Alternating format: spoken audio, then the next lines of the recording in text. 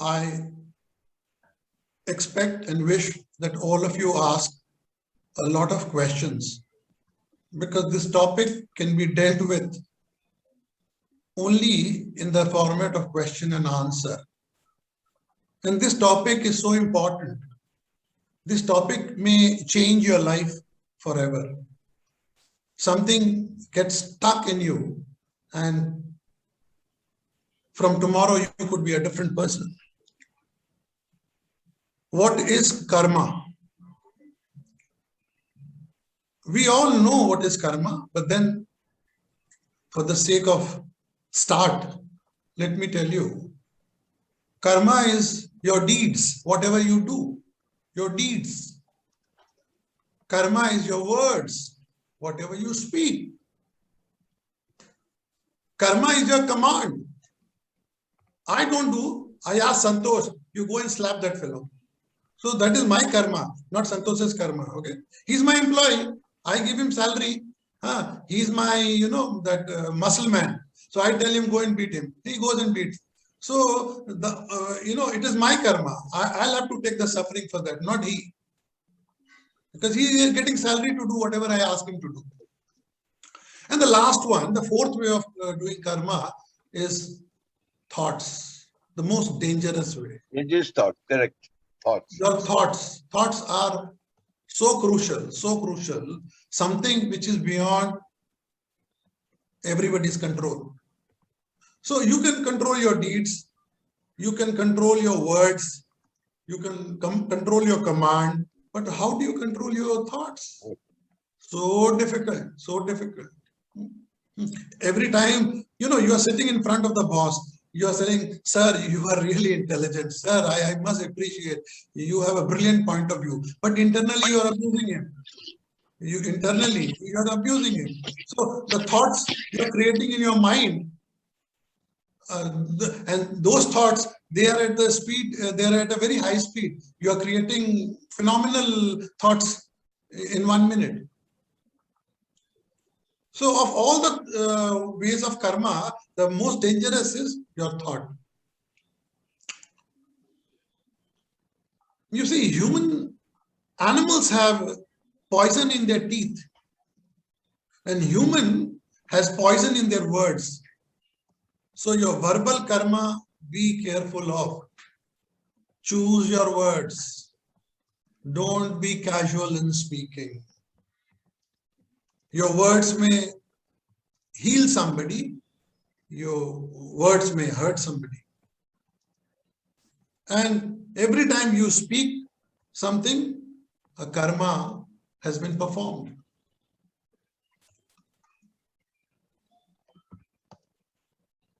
This Indian religion, what Hemaji was asking, I'm trying to answer that.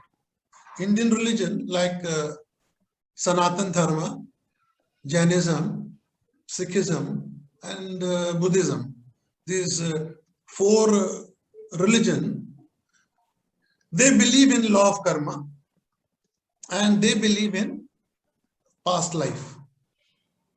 But other Abrahamic religions like Judaism, Christianity, and Islam, they don't believe in past life.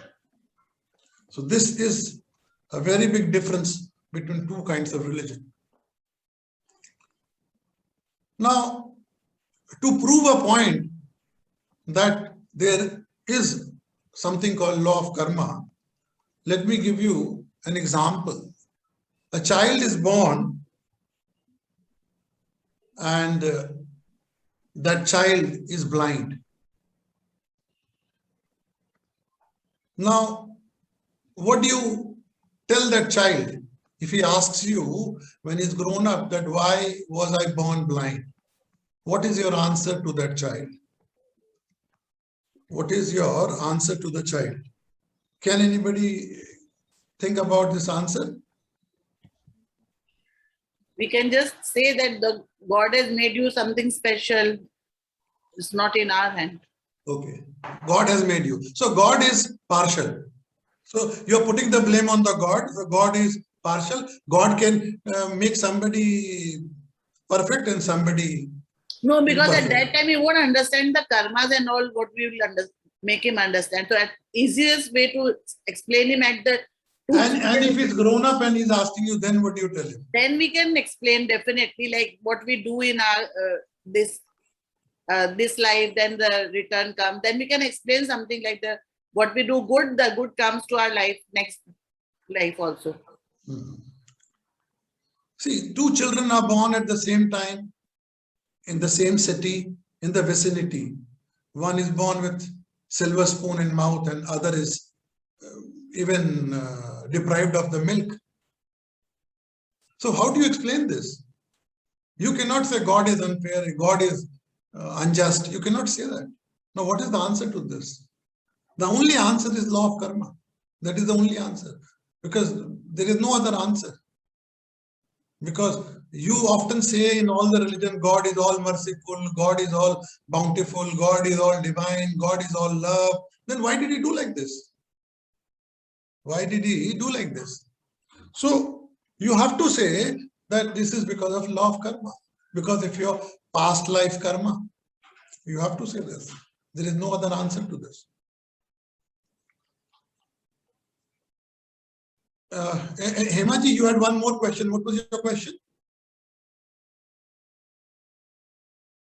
You asked one more question. No, unmute yourself. And now you start asking questions. Yes. Yeah, one more is we believe in karma, and in spite of that, we continue with our wrong actions. And as have observed, they are comfortable and with no damages done by karma. Those who believe are suffering, the sufferers are suffering more. Am I able to? Sufferers are suffering more. Yeah, and those who are unjust are still comfortable. Though there is karma to be counted. It is always a question in my head. Yeah, I agree with this. Okay, fantastic. Fantastic. Okay. There was a king. He had a minister. And whatever would happen in the kingdom, the minister would say, whatever happens, happens for good. He would always say this. So once what happened, for some reason, king's finger was cut. So he asked the minister, see what happened. He says, whatever happens, happens for good. The king became very annoyed. He said, what nonsense. He's my subordinate and he's trying to ridicule me by saying this. Whatever happens, happens for good. So he got very angry that day. He said, enough of your nonsense. He put him in the jail. Very nice. So once he put him in the jail, then he said, now what do you say? What about yourself? He says, whatever happens, happens for good. He said, very good. You deserve this. You stay at this place. After 2-3 days, king went for hunting. He went to the jungle for hunting. Now, what happened is, king was captured by a tribe. So they captured the king, and that was a meat-eating tribe. They would eat human being. So they were very happy. They said, oh, today we have got a good personality. Now today we are going to chop him up and make food. And they were really joyous about it. So they took him to the chief. The chief checked him and all that, and he said, no, reject him. He said, why? Well, he's got a cut in the finger. So anybody who's got an injury, they are not fit for sacrifice. So they are not taken for sacrifice. Okay, so he was rejected, and the king came back to the kingdom. The king felt very happy. He said, thank God, I'm relieved, and he came back to the kingdom. So he went to that fellow, to his minister in the jail. He said, now tell me, so and so happened. What do you say? He says, whatever happens, happens for good. Same usual answer he used to always give. So he said, I understand that this is very good. Whatever happened to me was very good. But I put you in the jail. How is that good? He said, look here, if I wouldn't have said that, you wouldn't have put me in the jail, then I would have accompanied with you to the forest. And they would have left you and would have captured me. So, Hemaji, whatever is visible to you, it might seem that it is good. it is bad, but it is not bad. See, whatever you are seeing is not the reality. You see others are very happy. How do you know their happiness? Some people have got huge factory, thousands of employees, and big industries. Okay, I know many of them personally, one-to-one. I don't say all are unhappy, but most of them are unhappy. But people think, oh, they move in big cars, oh, they live in big bungalows, oh, they are, oh my God, they are having a, wonderful life. It is your perception. You ask them. They cannot share it with the people. They have a bank loan of few thousand crores on their head. What is visible to you is their asset. What is not visible to you is their liability. They have a bank loan, they have a market loan, they have so much of loan, they have so much of government dues. It's not visible to you. What is visible to you? Well, his diamond ring, his car, he goes to, America every second month and all that. Those things are visible to you. So it's very difficult to understand that people who do bad acts are happy and those who do good acts, they are unhappy. No, that's not the right perception. It's a wrong perception. You have to probe deep into it and find out. So whatever happens, happens for good is the answer. So even if the people who have done good are suffering, eventually you're saying there that they will have good time or whatever. They will eventually. Yes, those who are good, see, and they are suffering. Yeah. Person like Ramakrishna Paramhans had throat cancer. He was enlightened. He was divine. Okay. You and me, we are nobody. We are not even 0.1% of Ramakrishna. Okay. So whatever the past life actions have been done, you have to suffer for it. You borrowed, you took a loan in 2010. Okay. The bank did not file a case in 2011, 2012, 2013, 13. That doesn't mean they can't file a case against you in 2020. They can take you to court in 2020. They can make your life hell in 2020. So that is your past life. Whatever you have done in the past life, you have to, you cannot set off. You did 5 good acts, 3 bad acts. So you set off and you say, no, only 2 good remains. No, there is no set off. You see what happens in accounts, what we do every year on 31st March, we make a balance sheet.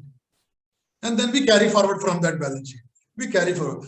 Even if you don't make a balance sheet, will the business suffer? It will not suffer. It will not suffer. It will run the same way. But we make the balance sheet for the purpose of knowing, for the purpose of government, for the purpose of the... See, death creates a division. Like accounts is closed every 31st March. So your life has also ended on so many times. But whatever 3 balance sheets before, whatever acts you did, they are also valid in this balance sheet. They are also valid. Similarly, your life, you have done so many acts in your previous life. You have to, the good acts you did, you will get reward for that. The bad acts you did, you have to suffer for that. Whatever good you are doing is in this lifetime. You have understood. You are fearful. Now you are wise. You are knowledgeable. You say, no, I don't want to do anything wrong. I don't want to, I'm afraid of karma. I cannot do anything wrong. Very nice. Very good. But what about the past life? You have done all the wrong things in the past life. Who will neutralize that? Who will suffer for that? And you have to take, so even if you are a good person, you might have to take, but yes, there are ways. We'll discuss it when you ask later, we'll discuss how do you deal with your past life problems. We'll talk about it. Yes, anybody else?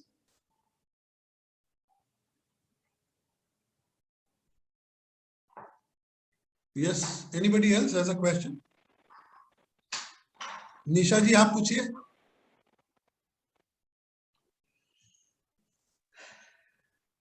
No, I'm trying to understand that it is very much true. Actually, this same, I asked some, like one of my Gita teacher, I asked this, like when the child is born and after 1 year, 2 years, he dies. And then the mother is suffering because after 10 years, 12 years, she is having a child and the child dies. But she did good karma to get the child. But what was her karma again, then he died. So that the teacher said it was his prarabdha only, that past life he did something wrong, so that he had the good of getting the child, but in return must be have done something wrong that she could not have the happiness of getting that. And the child, then what is the mistake of that child that came for 1 year or 2 years? It means उसका भी प्रारब्ध ऐसे ही थे कि वो 2 ही साल के लिए जिएगा. Okay, nice. Very good. Let me put it in a different way. What happens is, when you don't pass class 4, you have to appear for the exam again. Again, you take the exam, again you fail. Again, you take the exam after 6 months, again you fail. Now, what do? You cannot escape it. You have to pass that exam. So you pass class 4. Very nice. You passed class 4. Now you deal with class 5. Class 5, again you are struggling. You are not passing class 5. So your life is limited. Exams are so many. You have to pass this exam, then this exam, then this exam. You don't pass this exam. Very nice. No problem. Then in next life, you have to start from the class 4. You did not pass class 4 in this lifetime. Next lifetime, you will start from class 4 only. You have to pass that exam. There is no escape. There is no escape. You have to pass that exam. So you pass 4, 5, 6 next. After that, again, you have to start from there. So you have to pass maximum exams. Now, these exams, when I say exams could be relationship. Exams could be skills. It could be relationship. For instance, your relationship with, say, somebody, hypothetically, say somebody does not have good relation with his father. Say somebody doesn't have a good relation with father. Very good. You don't have a good relation with father. Next lifetime, again, you will get a father, similar kind of father or worse kind of father, and you have to deal with the same problem because you did not pass the exam. It is your fault. You should have passed the exam. You had the chance. You had the time. You had the opportunity. You did not pass the exam. Very good. Now you got the. So I don't know why my father is like this. I don't know why my father behaves like this. Your father will behave like this. You did not settle him in last lifetime. You settle him in this lifetime. If you don't settle him in this lifetime, in the next lifetime again, you will get a worse father than this. If this father is abusing you, the next father in next lifetime will be thrashing you. Be ready with that. So you have to pass that exam. You have no choice. In any relationship, you have to pass. You have to know how to deal with that relationship. There is no choice. There is no choice. You cannot escape from that relationship. But skill. You don't have the money making skill. You always beg money from others, you borrow money from others, you live hand to mouth. So you don't have the skill of money making. Very good. Next lifetime again, you will have problem of money. Because this skill you are lacking here. You don't know how to give respect to people. This is another skill. This exam, you failed in this exam. You don't know how to behave with others. Very good. You failed in this exam. Next time again, you have to pass this exam. All these exams you have to pass in life, and you can pass in minutes. Any exam you can pass in minutes. The moment you decide, I want to pass, I want to break this pattern. For instance, let me give you an example. You eat, you are very fond of eating. You eat in the morning, as you wake up, you eat in the afternoon, you eat in the evening, you eat in the night, every time you are craving for food. I want to eat this, I want to eat. So there is a craving for food. There's a craving, there's a pattern of food. You have to break it. We have the system called fasting. We have a system to break the pattern, to break that pattern. So you have to do. Otherwise, you will carry forward this in your next lifetime. If you have any bad habit in this lifetime, it will be carried forward. You are a drunkard in this lifetime. Very good. You will remain a drunkard in your next lifetime. You have to get rid of it. You have to pass all the exams. There is no choice. You have no choice but to do it. Your father is insulting you, take that insult and finish it off. Break the pattern. That's it. You pass the exam. Don't bother about what will happen to others. No, that's not your concern. What will happen to you, only bother about that. Your child is insulting you. Very good. You break that pattern.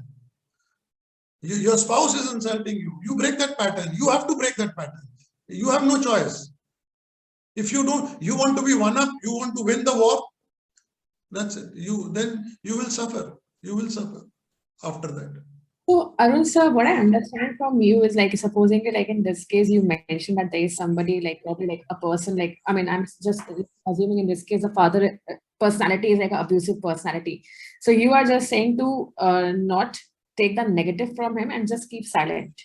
Is that like how you break the pattern? You find out a way how to buy peace with him. That you have to invent a way. You find out. For my answer is, you don't reply to him, be quiet, and you don't feel angry inside also. If you are quiet and you are still angry inside, then also the karma is created. Thoughts are there in your mind. Oh, he's a very nonsense rascal. This, that. You are not telling him on his face, but in your head you are abusing him. Still you are creating karma. If you are abusing him in your head, still the karma is created. So you have to neutralize. You have to get rid of it. You have to break the pattern. If it is by saying sorry to him, whether you are wrong or you are not wrong is not a question. You may not be wrong, but by saying sorry, if you can remove the whole problem, say sorry. That's it. Sorry is a very small word, but then ego will not let you say. By saying sorry, by bowing down, by agreeing to his terms, if you can buy peace, very good, just do it. Most of the fights are for ego. Most of the fights. It is not about anything substantive. Most of the fights are ego. Why should I bow down? I'm right. Why the hell I say sorry? He's wrong. He should say sorry. I'm right. Why should I say sorry? No. It is your karma. You have to buy peace. You have to pass exam. Don't bother whether he will pass or not. You pass the exam. You say sorry and move ahead. You say sorry. I apologize. I've done mistakes in life. Forgive me for that. That's it. And then you will see a drastic change in the other person. He'll say, oh my God, what is wrong? What's wrong with this person? He'll get confused. So you have to get over that situation. And this is only one example. For every situation, with your employer, with your employee, with anybody, you have to. Otherwise, anything which is pending in this lifetime will be carried over to next lifetime. So don't keep anything pending. Don't keep anything. This is a concept called completion. Okay. Now since we are talking about it, we'll talk about this concept called completion. What happens is, you have hurt somebody. What do? You have hurt somebody. What do? You bow down, you say sorry, I apologize. That's it. Somebody has hurt you. What do? You tell him, I forgive you. You tell in your heart, I forgive this person. That's it. Because you have to complete that transaction. You cannot keep it incomplete. Incomplete means will be carried forward in the balance sheet. On 1st April, it will be carried forward. You don't want to carry forward. You want to square up the transaction. Finish it off. Whether I am wrong, finish it off. Whether he is wrong, I finish it off. See, if you give money to somebody and that person is not able to pay you, again you will be born next lifetime and somebody will pay you much more than that. You will get back your money. But if the completion says, you tell in your heart that I don't want this money, I have written off this money and I'm no more, I don't deserve to get back this money. That's it, and you have completed the transaction. That's it. The transaction is over. You have to do completion of every act. What happens? You did not have good relation for your say with your father, and father is no more existing. What do? You still have to feel sorry. That's why we do tarpan. That's why we do shraddha. That's why we have this hungry ghost. That is why. It's a way to appreciate them. It's a way to apologize to them. You apologize to them. So if you have done anything wrong with your ancestors, apologize to them. Every Amavasya, we offer prayers for them. That is the way to apologize to them. Because then you complete. So next lifetime, then you no more that curse remains with you. I've seen nowadays, especially with people, like most of us are actually, I feel like, especially for the younger generation, I feel like most of us are very ignorant. So like, I mean, does it like still like add to their like, I mean, supposing like, I don't like feel ki I did something wrong, but I'm like unconsciously doing something, which is not correct, like ethically correct. So in that case, also would this add to their karma, or like how is it? Like, I mean, you don't realize only that you are wrong only. No, it will add to your karma. You don't realize. See, there are three ways of doing karma. One is in ignorance, which you are talking about. Ignorance. That is called tamasic karma. When you do any karma in ignorance, then it is called tamasic karma.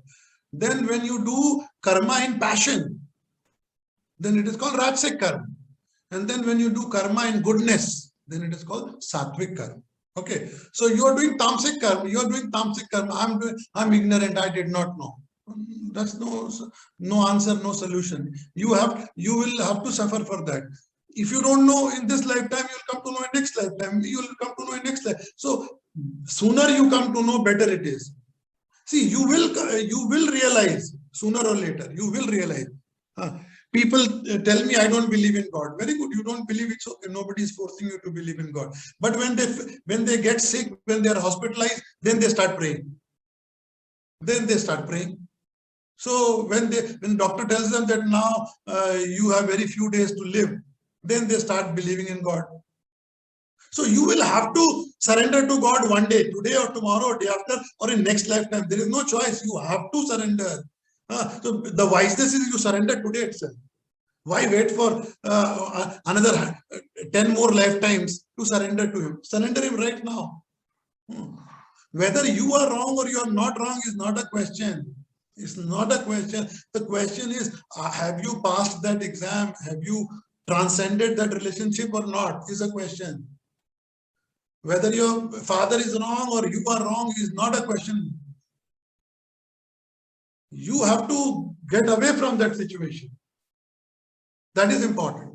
You say, yes, I'm sorry. You bow down. That's it. Like you mentioned that there is a person, he will hit somebody, and if you keep on being nice to that person, they can stop. But what I have observed about bullies, and I observe a lot about them, so what I have seen is that they tend to have this tendency to target the weak person, and the person who doesn't respond, they will keep on targeting that person repeatedly. Second thing is that here the concept, it's not about ego, then it's about justice, and this juxtaposition of justice with karma then becomes problematic. So that was something. Okay, good, very good. Now, who will take responsibility if somebody does not behave nicely with you? Who will take responsibility for that? I want an answer from you on this. Who will take responsibility for it? Sir, we will. The nearest police station should take responsibility, or your relative should take responsibility, or you should take responsibility. Who should take responsibility if somebody does not behave nicely with you? In the ideal world, that person should take responsibility. So a criminal who comes to rob you, he should take responsibility of robbing you. No. You are responsible because you did not lock your house. You are responsible because you did not put a CCTV camera. You are responsible that you did not have a guard. You are responsible because you did not have a dog outside your home. You are responsible that you were not awake at that moment. You are responsible that you kept the locker open. You are responsible. The other person is not responsible. As long as you don't admit that you are responsible, the first step to solution is you own responsibility. First of all, you have to own responsibility that you are the culprit for whatever wrong is happening in your life. If you see no others are the culprit for that, so solution will not start. The first step is this. First step is you are responsible. Okay. Why only you attract such nonsense in your life? Why only you attract bullies in life? Why not other lady next to you, left to you does not attract bully, right to you does not attract bully, the neighbor's house does not attract? Why only you attract bully? You take responsibility for it. Nobody else can take responsibility for it. You say, no, government, law and order should take. No, what government cannot take responsibility. You have to take responsibility. If anything is wrong in your life, you are responsible. Anything is good in your life, you are responsible. If you do well in your academics, you are responsible. You fail in exam, you are responsible. So first step to improvement is you take responsibility for whatever is happening in your life. Now the question is, why is that happening to you? First is you own, yes, I take responsibility. Now second, why is it happening to you? So now as per law of karma, it is your past life deeds which is attracting all this. Now before going to past life, there is a concept called sanchit karma. There is something called prarabdha and something called agami karma. Okay, so let me tell you this also. Let me tell you what is sanchit karma is. Every lifetime, whatever good acts you have done, whatever bad acts you have done, they get accumulated, and they are collectively called. Though let us assume every karma is a seed. Let us assume every karma is a seed. Okay, so every day you are creating so many seeds. And let me give a color to the seed. Red color, white color, and black color. Black is tamasic. Any act done in ignorance, as we spoke right now, any act done in ignorance, tamasic karma. So that is black. Let's express it with black. Something which is done with passion, something. So that is called rajasic. Rajasic. So rajasic is red in color. Let us put a color to it, rajasic. Then there is a third type, which is sattvic. So acts done in goodness. Sattvic act. Those are white. So every time you are creating so many red seeds, white seeds, black seeds, you are creating all these seeds. Now there is a warehouse of seeds. When you are born, what is done is, out of that big warehouse, huge warehouse, a portion of the seeds are taken, okay, and given to you, attached to the soul of, to your soul, that those seeds will fructify in this lifetime. That is called prarabdha. And the word in English is destiny. Why is that happening to me? The answer is that only. Prarabdha. Those seeds are your seeds only. You only created in the past life. You created those seeds. Now you take those seeds are yours. So you will have to suffer. Those seeds will fructify. One seed will give you a lottery, another seed will give you disease, one seed will give you an insult, one seed will break your feet, one seed will something. Every seed has some meaning. Sometimes the red seed will fructify, sometimes the white seed will fructify, sometimes the black seed will fructify. When black seed will fructify, you will feel pain. Oh, why this is happening to me? I don't know why this is happening. Because this black seed was created by you in the last life. So it will fructify. We'll come to it, how to get rid of all this. We'll come to it later on. We'll come to it. Here you said that when you do it in ignorance, it is tamasic. So does it mean that ignorance is you don't know? So does it mean that you can't be ignorant? So if you ignorance of law is no excuse. Even in the court, you can't get bail or you can't be exonerated on this. That I did not know this law. No, but in actions, in every action, therefore you can't be ignorant. See, ignorance, the actual word in Hindi for ignorance, if I translate it, is behoshi. Behoshi mein kaam kiya. ठीक है ना? Behoshi. There are three words in Hindi: behosh, hosh, josh. बेहोशी में काम किया तो तामसिक, होश में काम किया, सॉरी जोश में काम किया तो राजसिक, और होश में काम किया तो सात्विक. होश means awareness. Hosh means awareness. Josh means passion. And this what is the other word I said? Tamasic. So the other word is tamasic will be behosh mein kiya to wo tamasic, ignorance. So behosh is ignorance. So there are three situations: behoshi mein, josh mein, hosh mein. So behoshi mein, see, when you want to murder somebody, what do? What do criminals do? First they go and drink. They drink alcohol. You have to take 4 packs of whiskey before you commit a murder, because you have to get into that mode of ignorance.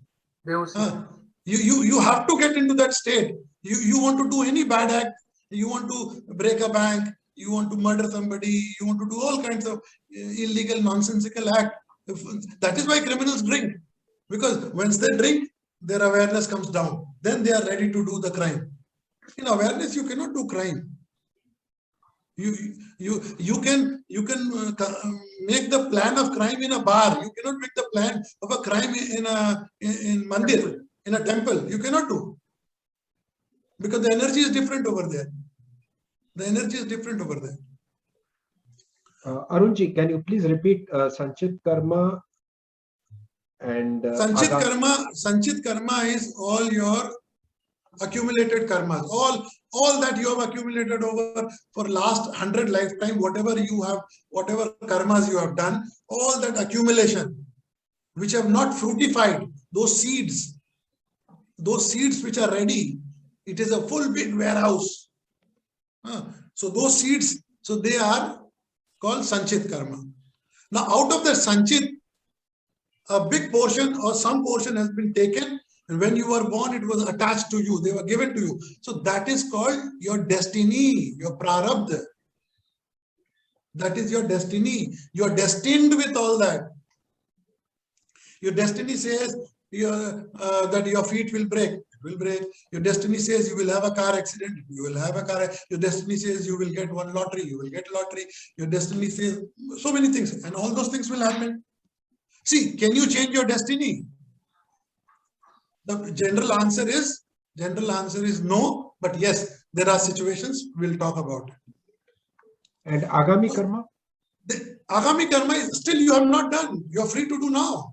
You will do now. See, so right now at least don't do anything nonsense. Whatever mistakes you have done in the past, you are helpless. You are helpless. But today onwards, you should not do anything wrong. And the worst part is the karmas which are created by your mind, which are by your thoughts, they are unlimited. You are sitting in front of your boss, you are praising your boss, but you are abusing him in your mind. No, all that is karma. One more thing, let me tell you here, karma, all thoughts are not karma. Of course, let me clarify this point. This is very important. Everywhere they say thoughts are karma, thoughts are karma. They are right partially, they are not right fully. Every thought is not karma.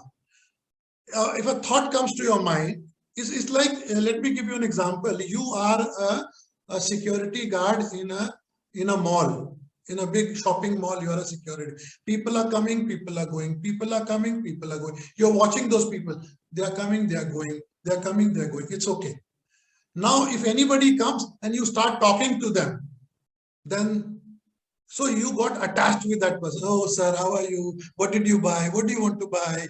How was your day? How's the weather? All that. You got entangled with that. So when the thoughts are coming and you get entangled with your thoughts, then that becomes karma. Don't get entangled with your thoughts. Be aloof. Be a watcher. Watch your thoughts. So that is why in meditation they teach you watch your thoughts. Thoughts are coming, thoughts are going. So in meditation you don't do any karma. In meditation and you don't do any karma because you're thoughtless. You know, thoughts are coming, you're watching your thoughts. You may not be thoughtless, sorry. There may be thoughts there, but in meditation you are not committing, there is no fresh karma. So if you're meditating for 1 hour, at least for 1 hour there is no karma. Your inventory of seeds is going down. So don't attach with those thoughts. If a thought came, this is a beautiful car. Very good. The thought came, let the thought go. Now if you, oh, I should buy this car. I must buy it immediately. I must take a bank. Then it becomes a karma. So don't attach with your thoughts. All thoughts are not karma. Because 95% of the thoughts are useless thoughts. 80% of the thoughts are negative thoughts. Everybody.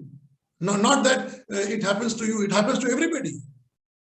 See, what do you do when you go to a restaurant and you order a food?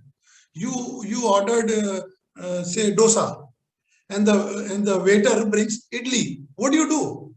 You tell him, sorry, I did not order this. Take it back, bring me dosa. Similarly, when thoughts come to your mind, you tell your mind, sorry, I did not order this. Get lost. Bring me the other one.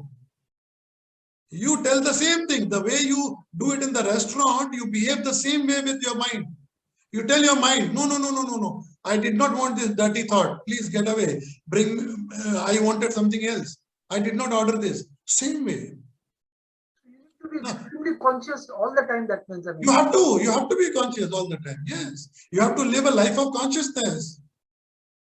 We are moving towards that only. You have to live a life of consciousness always. You cannot live in behoshi, hosh. You have to live hosh mein jeena hai. Consciousness. You can't live a life of ignorance. in hosh every moment actually. Every moment, yes.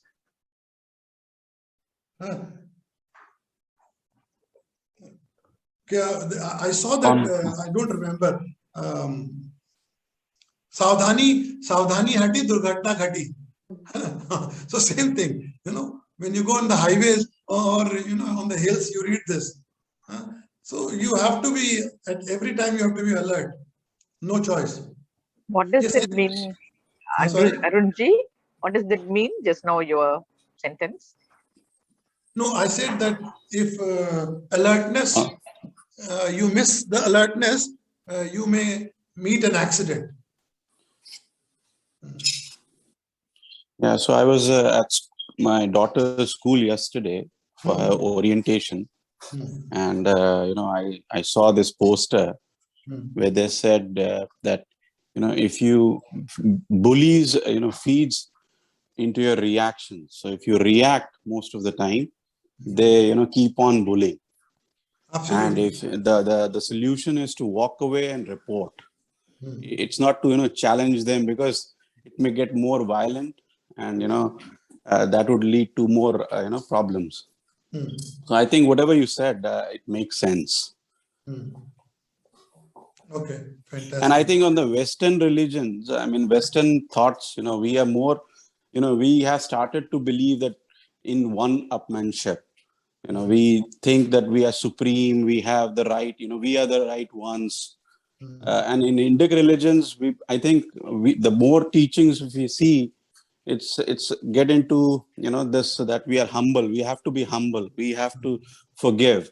So somewhere I read this, the two areas, human and to forgive, is divine. So the mistakes of others, if we keep on reacting and keep on proving that we are better than them, I don't think that leads to anywhere. No, you are forgiving others not for their sake, for your own sake. You want peace in your life. You want progress in your life. You want to ascend in your life, not for others. You're not obliging others when you forgive the other person. Because you want peace. You want to have a good night's sleep. That's it. Other person has abused you, harmed you, said nonsensical things to you. You say sorry. Okay, forgive me. I'm sorry, and that's it. And then you can sleep properly.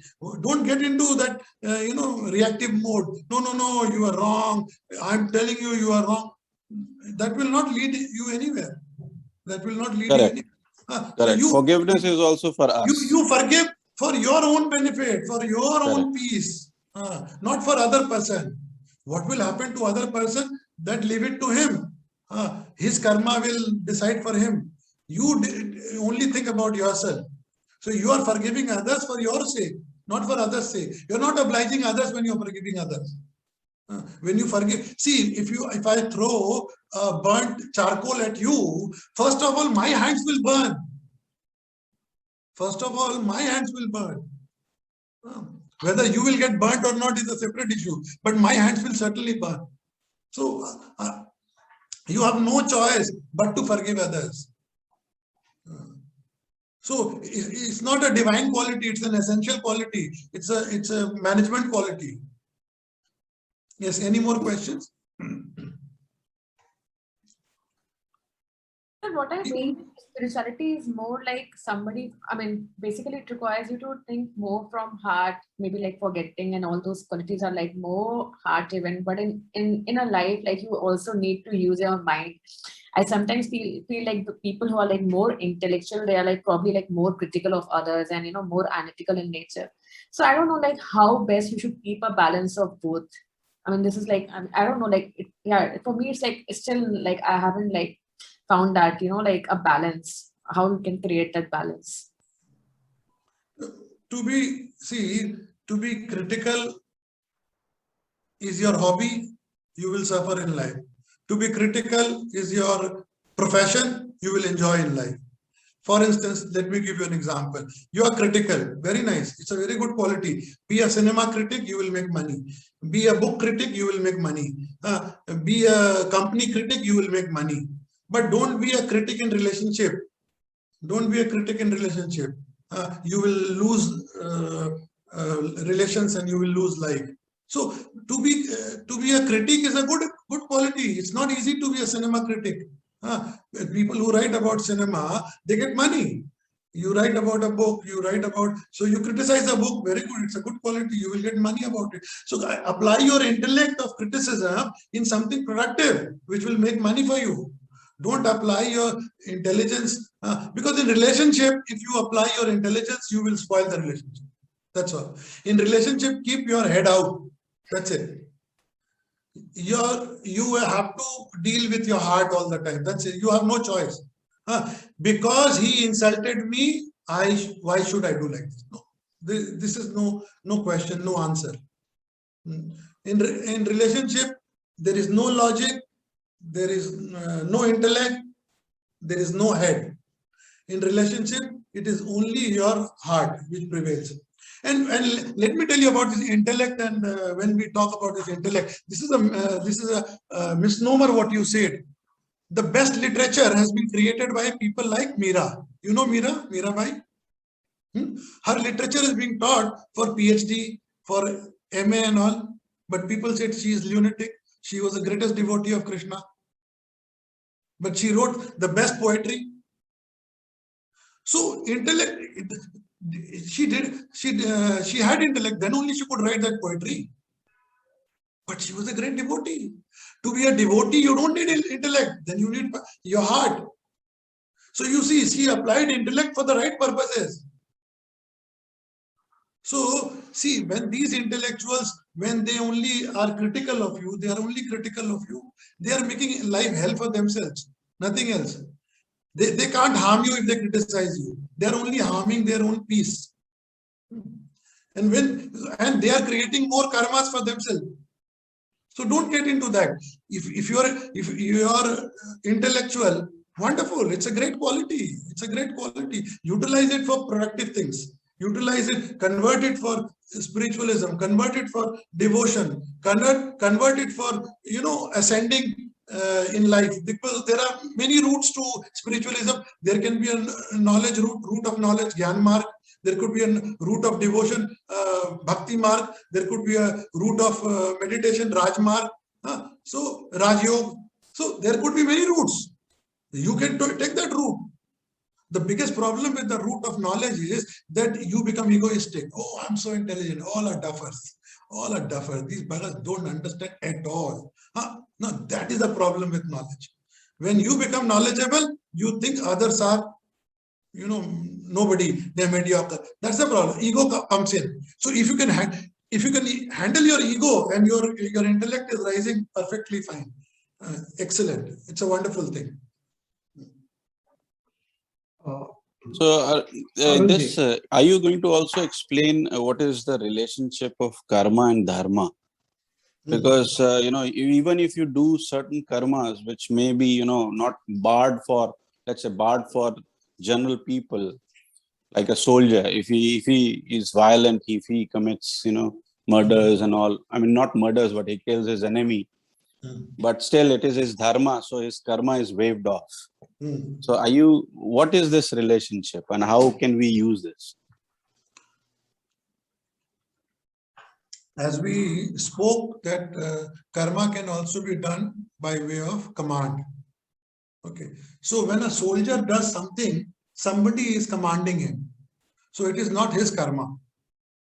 He is obeying the orders of his boss. He is obeying the orders of his master. So he is doing good karma. Okay, he's not doing any bad karma.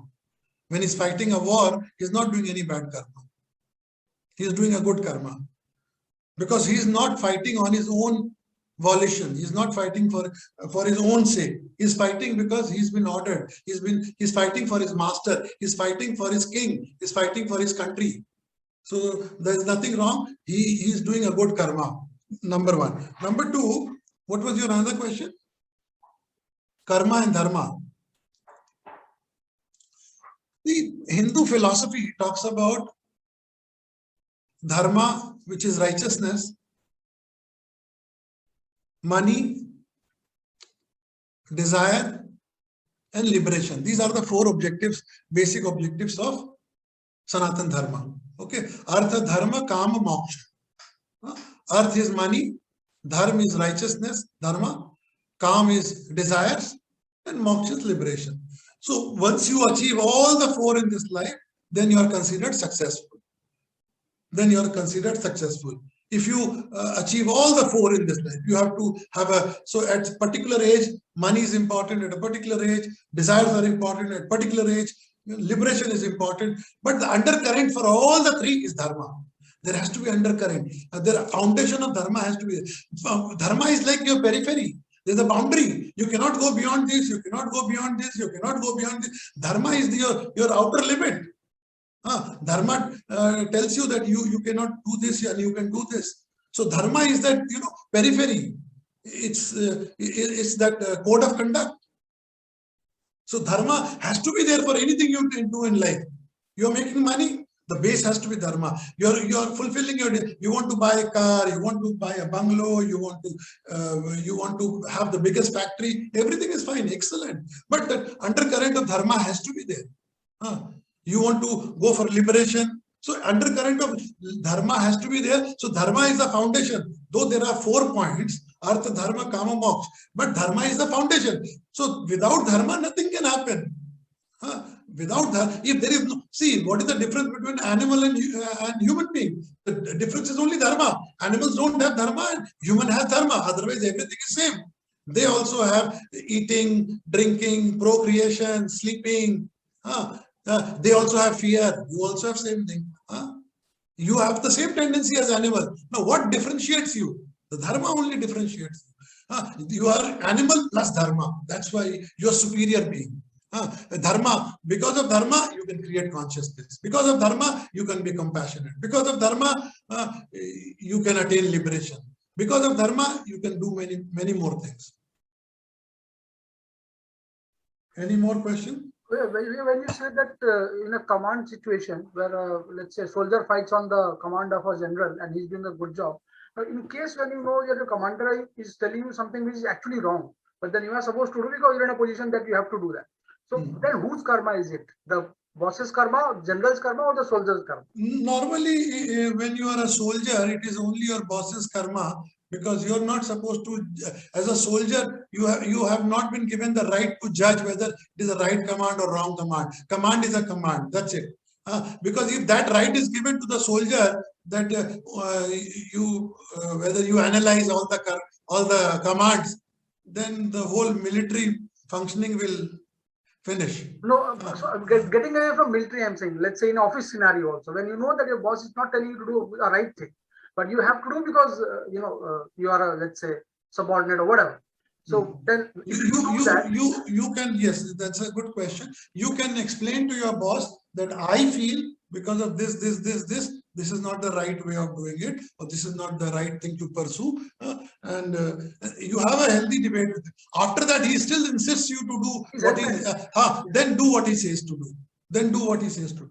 Yeah, but then whose karma is it? That's more important. It will be considered his karma. His karma. Because you convince him, you speak to him about your mind.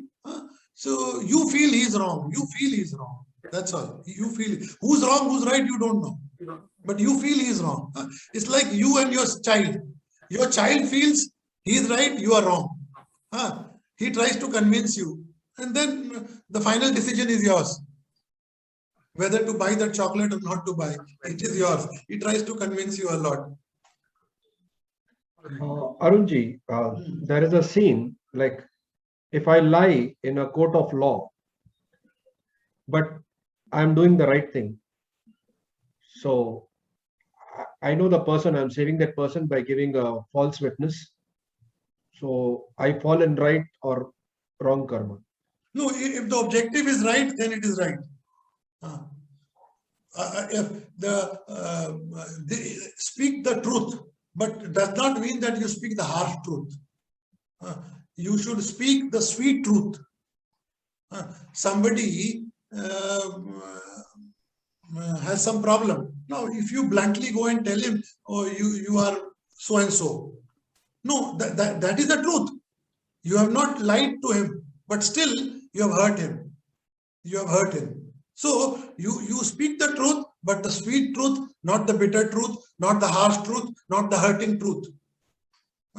So if you, by lying, you have earned some small demerit points, but you have saved somebody's life, and if he is right, you have saved the life of a right person, then it's okay. Because there is a scene in Mahabharata also, same scene is there. Ashwathama, the same situation was there. Same situation was there when he said, Ashwathama naro na kunjaro. When this was announced, so you know this story. The same situation was there in Mahabharata.